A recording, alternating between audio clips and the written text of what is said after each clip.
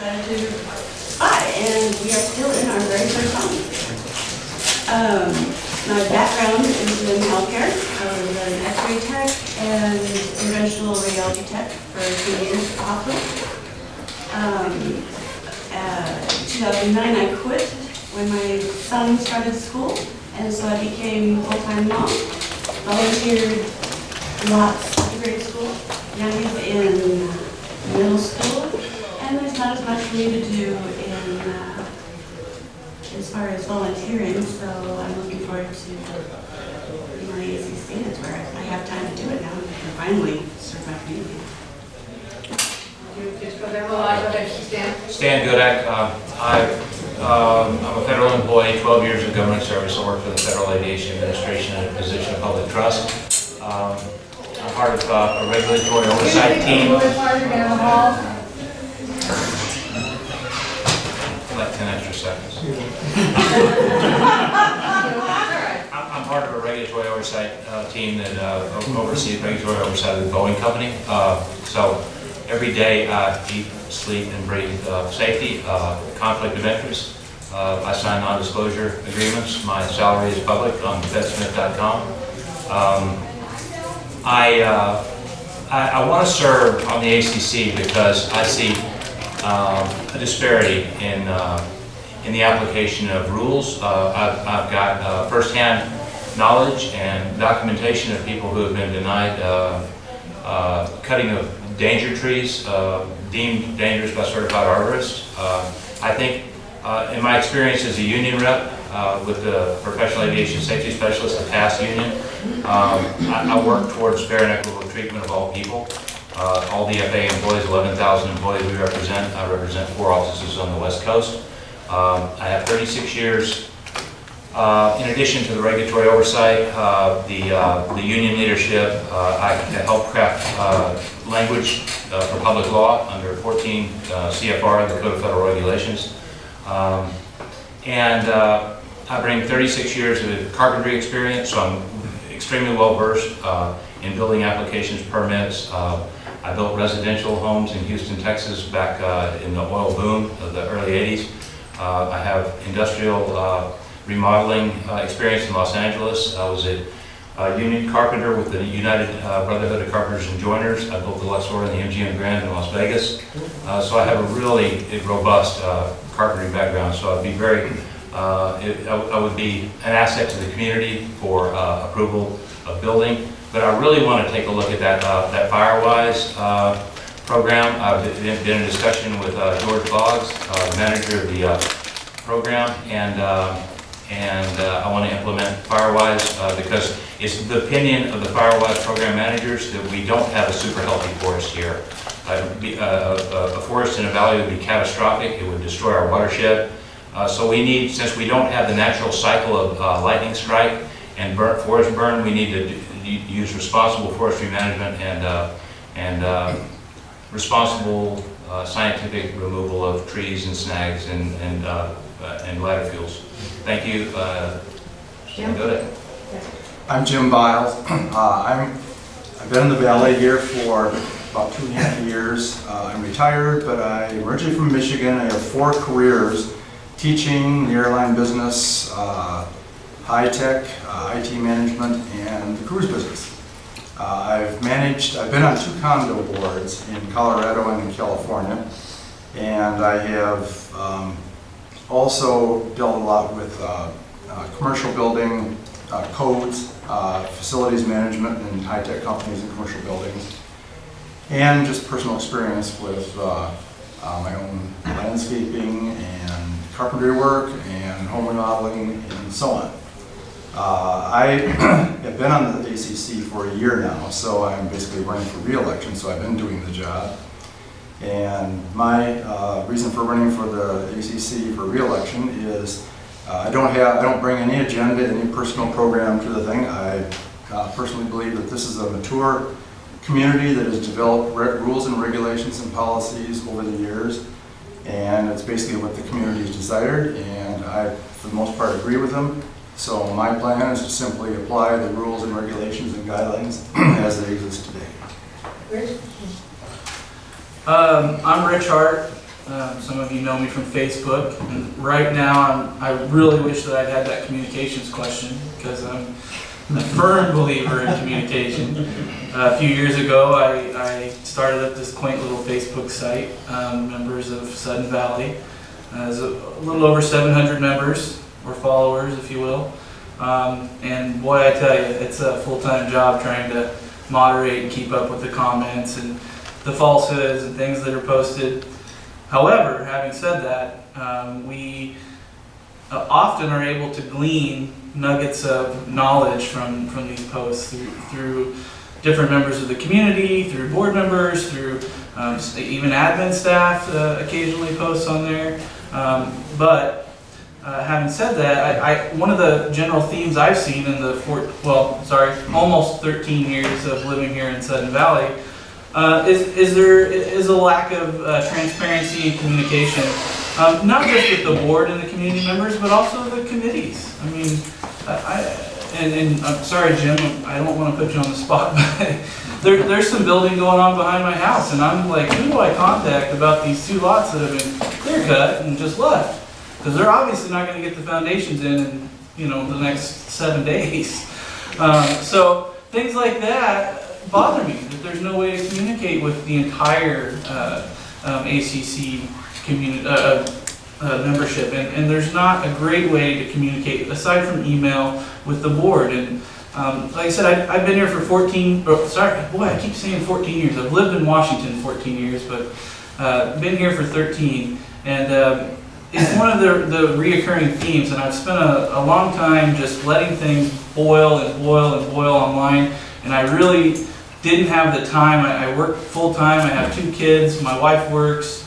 And I don't always have as much time as I'd like to put into committees, but things have gotten to the point where I can't sit idly by and not participate and not be somebody that is a part of the solution versus a part of the problem.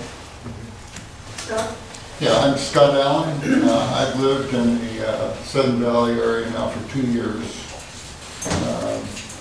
I'm retired from 3 different career fields, so I got my degree in biology from New Mexico State. Went into the Air Force. I wanted to be a pilot, and I got my wings. And what they didn't tell me is I was also going to have to do a lot of command and staff work. So, it rains. They don't tell you all the good stuff. So I did that for 29 years. I decided to start up a construction business. So I was living in Alaska at the time, and I was a licensed general contractor doing residential work, all custom work, so it's a little bit unique. And my last career was I was hired by the Air Force as a civilian employee, managing airlift throughout the world. And as a part of that, I was selected to be the executive vice president of my union there at Scott Air Force Base, representing about 3,500 people. So then I had to kind of figure out, you treated civilians a little bit differently than you treat military. So I got pretty good at negotiating and talking with people with different backgrounds and different views. And it was really a good experience for me. But now I'm retired. I have no commercial. I've got one additional lot that is just going to sit there because I enjoy the view from my garage. And I've got a lot of time to devote to it. I want to, and I feel the same way you do about it. When I drove down Lake Whatcom Boulevard, and I looked up and I saw that house surrounded by a bunch of trees up there, and I thought to myself, I could be happy here. And that is what I want to preserve. I want to preserve the ambiance that this place is absolutely special. Absolutely special. Thank you. I'll add that I don't have any commercial or conflicting interest in that. Okay. Yeah, basically, you do put that on your application, so that's kind of a given, okay? I didn't coordinate this with Stan, however. This is the question. The ACC is responsible for changes to platted lots, that is members' personal property, not our common properties. So given this constraint, how could the ACC support firewalls? Yes? Read the question again. Yeah. The ACC has responsibility for the platted lots in the Southern Valley. That's members' personal property, Right. not the common properties. The Southern Valley owned lots or anything like that. So how would you support firewalls in this? Okay, let me take that. Okay. Firewise, for those of you who don't know, all of you may not be familiar with it, Firewise is a program for responsible forest management and prevention of wildfire. It's endorsed by the U.S. Department of Forestry, the Department of Fish and Game, Department of Bureau of Land Management, Department of Indian Affairs. It's got a lot of federal endorsement. Responsible Fish and Wildlife and Forestry Services. So with that said, Firewise talks about clearing of space around your home. In a full-up Firewise is 30 feet of potentially all fuels from your home. 30 feet would be a stretch. We already have authorization as homeowners to remove fuels 10 feet from your home. So if you have a conifer 10 feet from your home, you can take it down. I know, I think near Mr. Hart's home, a couple of trees have fallen recently, and I know in the last few years we've had a lot of trees come down. A lot of the trees are diseased. A lot of the trees need to be taken out and would have been taken out by natural lightning strikes and the natural cycle of the universe. And unfortunately, fortunately, we all live here, and we can't do even controlled burns. So we have to do selective elimination of fuels. 10 feet right now. I would like to expand that to 15 feet from your home. I would like to have that tree, the conifer clearing or trees expanded to 15 feet. And then the elimination of ladder fuels. Those are fuels going from low to bushes and shrubberies to low-hanging limbs to higher-hanging limbs, and to get rid of those ladder fuels around your home. We already have authorization to remove invasive species and non-native trees and plants. We can remove those already. But to touch on the common areas that are owned by the valley, I think we need to have responsible conversations between ACC and board members on recommendations of beautification, of landscaping. If trees can be removed, which trees? I love this valley. I'm a native of Dallas, Texas. I moved here from West Palm Beach, Florida, and the first thing I did when I came here, I love the trees. But we have to have healthy trees, and by removing some of the trees, we will have a healthier forest, and that's totally endorsed by Firewise. Rich? Oh, I really dislike it when Stan steals all my answers, so I have to agree with them. However, I think the bigger part of that is true. The ACC doesn't have purview over the common areas, and we can talk with members about their lots. For example, I know 3-member lots close to my house that are completely overgrown. Several trees have fallen off the lots, onto houses, onto propane tanks. You know, and I'm not saying that the member necessarily needs to come in and clear cut the lot or even thin it out, but recommendations can be made, and you can have discussions in a responsible community with those lot owners. Say, hey, we went by your lot, it's a little overgrown, and we do have a lot of rules out here. You know what? Maybe we could help you out with some of that. Maybe we could recommend contractors. Maybe we can recommend solutions. Who knows where it could go in a civil discussion with another community member. And I don't see anywhere where we're prevented from having those conversations. Where we really start getting into the problems is if we set up Firewise and we adopt these rules, well, what type of enforcement are there for that? And that's where the discussions between the board and the ACC need to happen, and talk about how we want those things to happen. And again, my opinion on enforcement, being somebody that enforces things for a living, is that it's at least 90% education. I can't tell you how many people go to jail because they don't know they're breaking the law. It happens a lot. You would think that more people would know these things, and it's the same thing out here. Not everybody knows how big the tree is that they can cut down. Not everybody knows that they can clear up to 10 feet away from their property line. or from their home. So not everybody has all those resources, and that kind of goes back to my transparency communication issue as well, where I think that by communicating these policies and communicating our intent and getting that feedback from membership through whatever avenues, whether it be social media or the website or email or phone calls, because all of those are great ways to communicate, we can do better for the community in that aspect. Now, with Firewise, they talk about being able to clear 10 feet from each side of your house. We have small lots here. And I feel very strongly about, well, let me back up. 2 feet from my house is a very large cedar. I'm not cutting it down. It's healthy, it's happy. The one next to it is healthy, it's happy.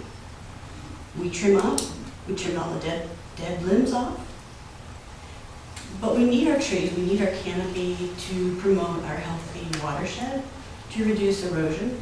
So when we say to strip everything 10 feet, that goes too far. And I think it needs to be more delineated as to what we're actually doing. Yes, take all the debris out.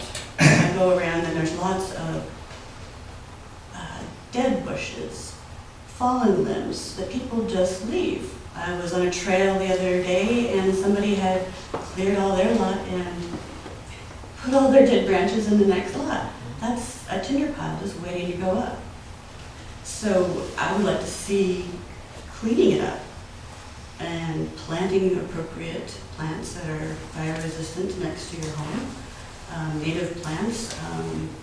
I've taken a course on that kind of thing last October, and so I'm really into native plants and working with what we have rather than just stripping it all down.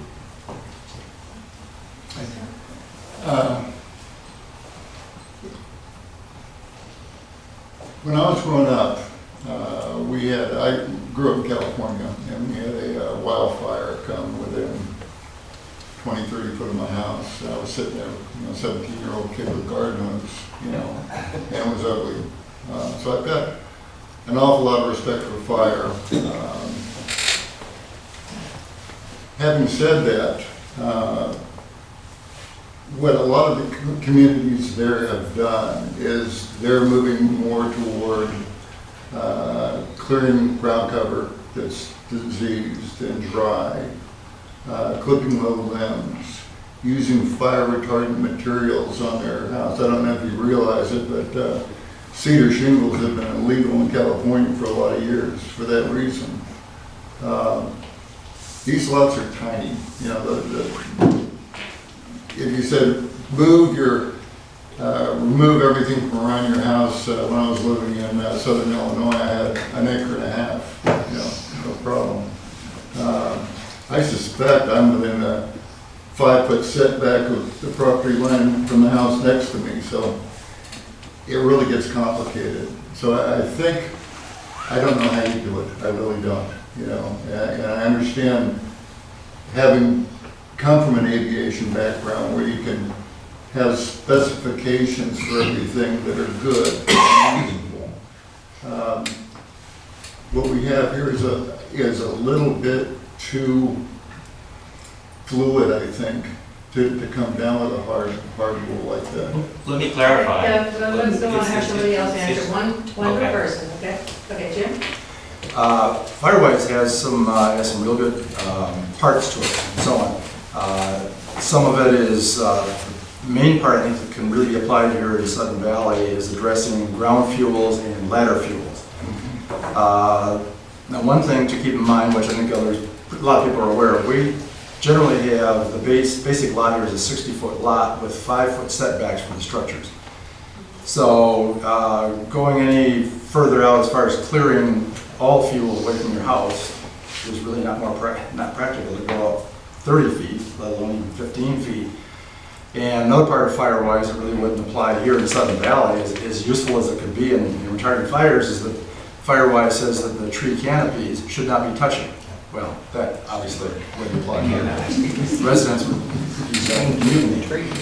And as far as residents being unclear about what they can and cannot do, our ACC policies, this is printed off my computer, this is right off the website. And you can pick it up in printed form, paper form from the office.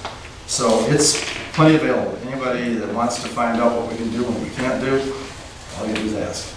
It's very available. You couldn't possibly make it more available than what it already is. Quick And- comment. Oh, finish. I know. There's maybe somebody banging on the door. That door, if the next one over, if it closes, it's locked.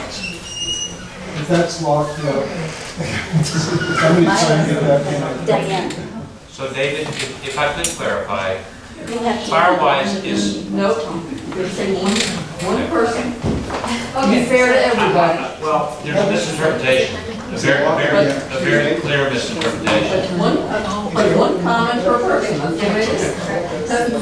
You can follow on with the next I will. question. I kind of a follow on with this.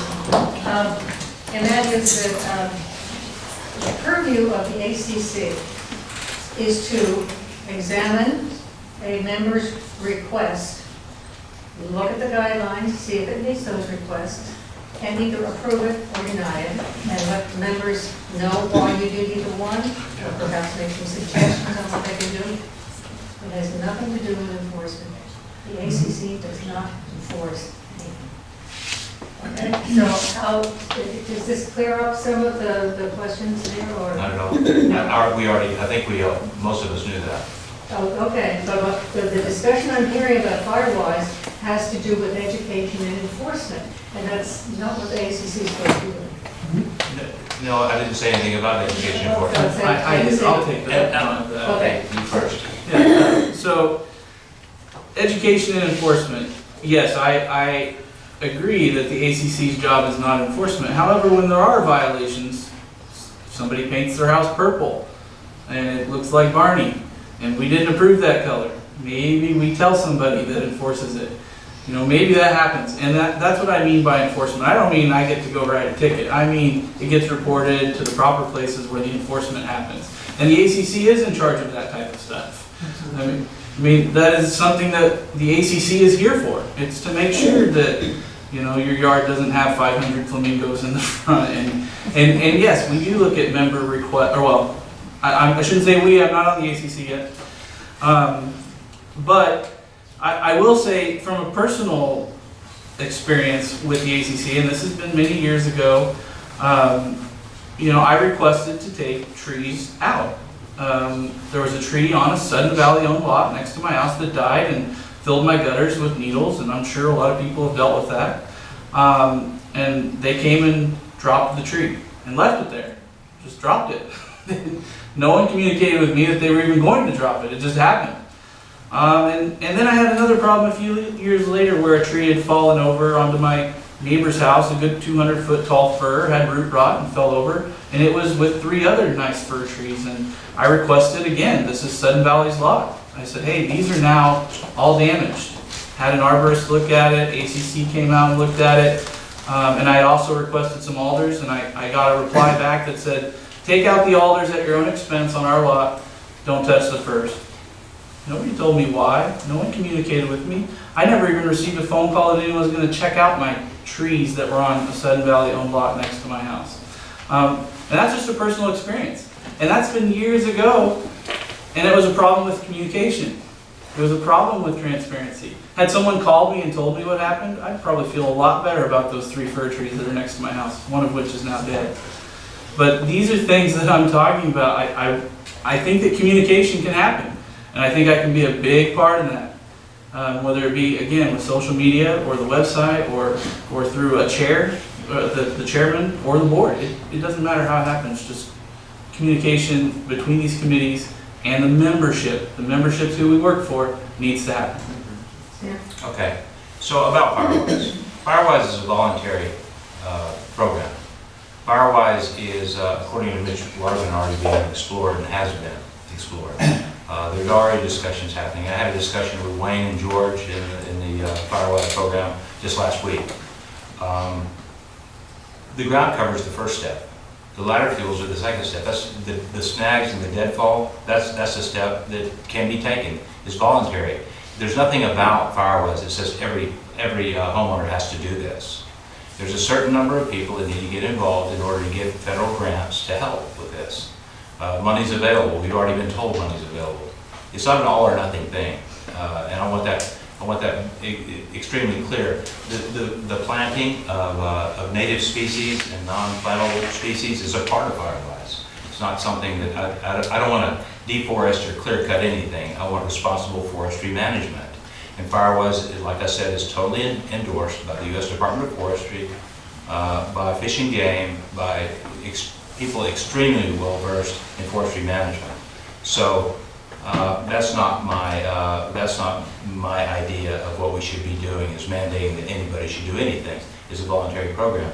But I was over at Rich's house. I saw the trees he's talking about. These are dangerous trees. A very tall conifer has already fallen on a neighbor's garage and taken out the garage. We have dangerous trees. I know of people in the valley right now that have applications for removal of endangered trees by certified arborists, and those applications are now, and they're safe because they were denied. So there's a situation that could occur where the valley could be held responsible if a certified arborist report comes across the ACC and the ACC says no, based upon a certified arborist report. I understand that people shop around for a certified arborist, one that may grant when another person might not, but those people need to be turned in.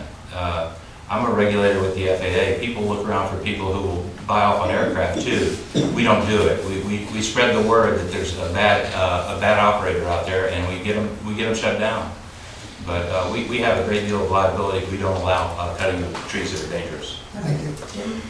Would you repeat the question? Because based on the comments here, it was kind of, there was some. This is just kind of a generic thing, it's kind of a free form, just an observation that ACC's purview is to make determinations on a platted lot for a homeowner, and give them approval or reject it depending on our guidelines, and that the ACC does not enforce rules and regulations or even errors that are made because of your approvals. Correct. And is this, how would you deal with that situation? Oh, okay. Yeah, the ACC does not deal with compliance. That's a whole separate person, department's Norm Smith. So that's not our. As far as trees that need to be cut, should be coming down, should be limbed or removed or whatever.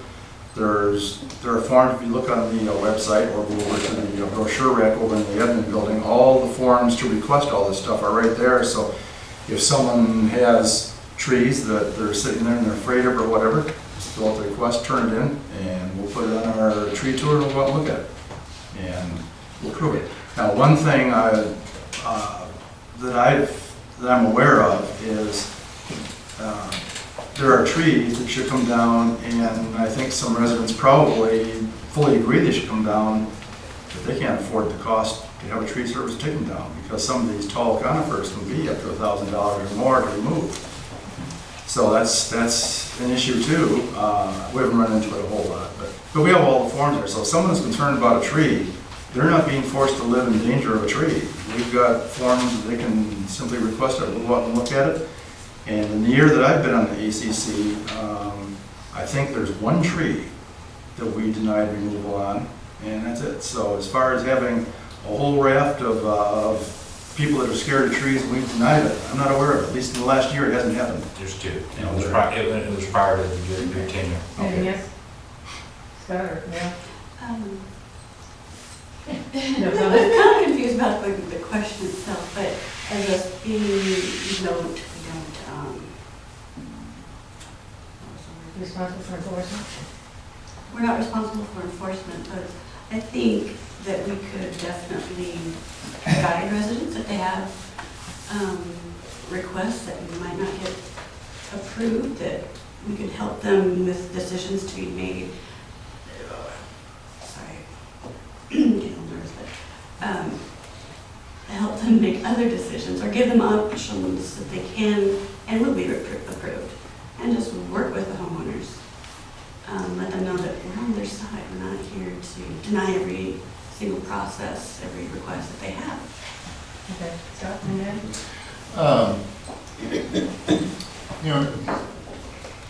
This is a tough one for me. I've had a house in southern Illinois that's been hit by trees twice. And I value my trees, I really do. I watch the schools every morning and have a great time. True, we don't enforce.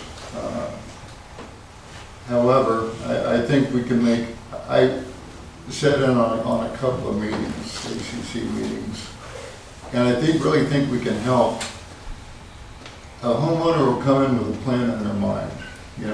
We want this. And I sensed that they weren't being 100% honest. They wanted to remove trees for another purpose. I think the ACC can serve a valuable function by saying, okay, I understand, here's what you want to do. How about we take a look at doing it just a little bit differently and preserving the character of your lot, which helps all of us, because we're all in this together. We've all got small lots, we've all got trees on our lots, and we share those trees. Now granted, if we have a dangerous tree, I'm going to be the first, and I spent the money to have trees taken down out here. Don't like to do it, but it's necessary. But I think that we can serve as a good steward of the forest by saying, okay, how about we take a look at this? Would you accept that? And negotiating with our homeowners a little bit. And I really haven't seen that in the ACC too much. I know that they've gone back and re-looked at situations when they really didn't have to, but I think we can serve a good function by doing that. Thanks. Okay, we're up to 9:35. Let's have a couple of questions out here. Are there any? Rich down here. Yeah, I've been involved in water quality for Southern Valley and looking on the lake.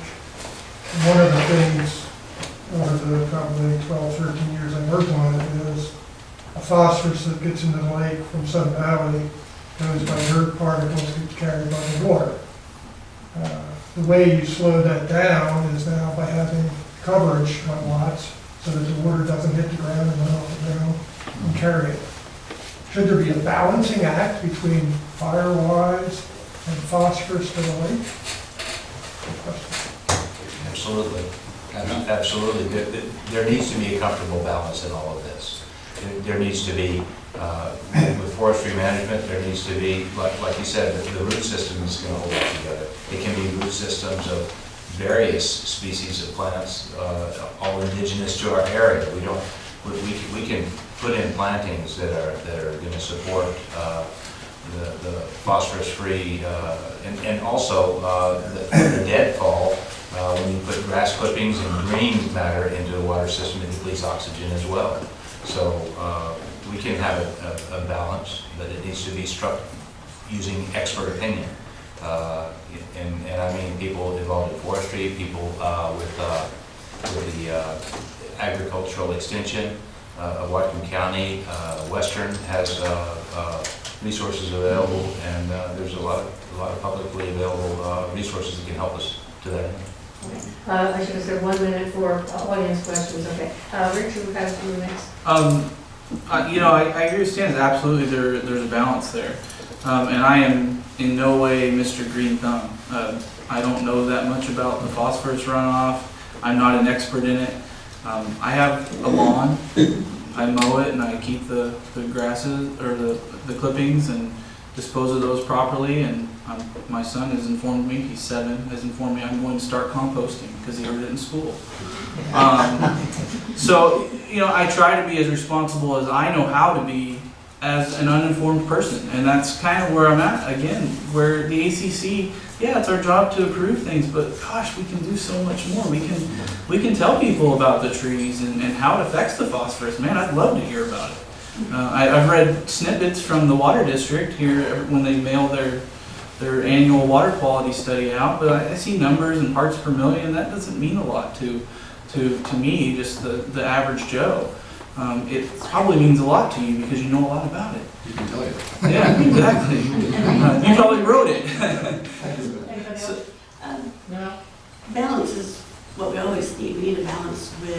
canopy balance with the phosphorus, keeping it out of our lake.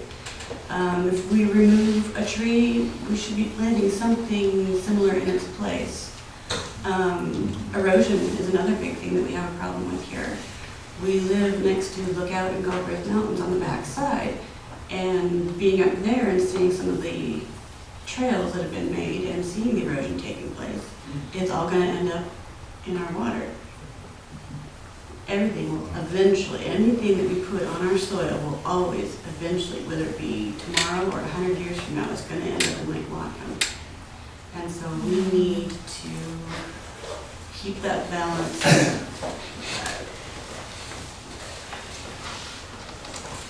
Just keep that balance. I mean, and educate ourselves how to do that. Jim? Of course, there needs to be a balance between fire-wise and watershed and so on, and if we let that get out of whack or whatever, the water district is gonna let us know, so that goes without saying. And on the ACC, when we deal with people with requests for tree removal or limbing or whatever and so on, of course, we are certainly more than able and willing to discuss alternatives with them as what kind of native vegetation they can plant in place of removed trees and that type of thing. So I think hopefully we're providing a resource to the residents in that respect too. Yeah, I think what you're saying is absolutely critical. If we take, like I said, I grew up in California, and I've seen what happens when you start clear cutting and taking a lot of vegetation off, and yeah, I've seen the runoff and the landslides and the sediments and things that form. And again, you know, I've got a funny feeling I'm going back to school on this one. Maybe a few more courses in biology. But replanting plants and also taking a look at how we're grading our lots and what kind of slopes we're putting on. And I don't know about Sudden Valley. I'll have to take a look at it. But the runoff from one house to another house, you know, in a lot of areas in the country, that's pretty critical, because it can have an effect of magnifying a water flow, you know. So there's a lot of things involved, and I think we should be good stewards and educate our customers, which are you guys. Thank you. Linda, you have a question? Hi, I've got a question for you guys. So we've been talking about Firewise, and we've been talking about ACC. So I recently had my son limb a bunch of my trees. They're around the edge of my property, so it's not a big deal for me. However, I have a neighbor on one side that is a vacant lot. It's been a vacant lot since we moved there, and it's changed hands and stuff. I know that there's trees in that lot and stuff that's deadfall, or that I can tell are dead trees that are leaning like this. And I guess my question is, it's something we don't deal with. When we're here as developed lot owners, we come to ACC a lot for this sort of thing, for the improvements we want to make, if we want to take our trees out and stuff. But I have this lot that's right next to me that has tons of stuff in it. That's just, if a tree has to come out, it has to go through the purview of ACC. So is there something that you can do with vacant lots? Because in theory, according to our rules and regulations, every lot's supposed to be maintained. In a case like that, with a poorly or unmaintained owner-owned but vacant lot, title owned but vacant lot, that doesn't really come through the ACC. That's more of a compliance issue. The community would need to go to that owner and say, you have dangerous trees that are in danger of falling and causing harm to persons and property and adjoining lots. That needs to be addressed. You need to take care of it. But that's the whole thing of who makes that call that that's a dangerous tree. Not the That's ACC. That would be something. That would be a civil matter. Yeah. I would think. okay, It's cool. the general manager. Yeah, general manager. And beyond that, a civil matter. Because Okay. if an owner, I know that owners in some cases have not been able to you've tried to approach owners, people on the board and within the valley have tried to make contact with owners, and sometimes it doesn't happen. So. Okay. Well, I would say too, again, I agree that it's not the ACC's job, but we are a committee of memberships that serve other members. And if a member calls us and has a question about a lot that maybe is overgrown or unkept, there's no reason that one of us can't talk to that member. Maybe, you know, we can research together and figure out who owns the lot. And then that person has the information they need to report it to compliance, whether that be the GM or Norm or whoever we need to have out there. That works, thanks. Okay, one more, Eric, and then. Thanks, Eric Gordon. Chow. I understand that that ACC is charged with maintaining some commonality of look and feel of the community. And there's a lot of wiggle room associated.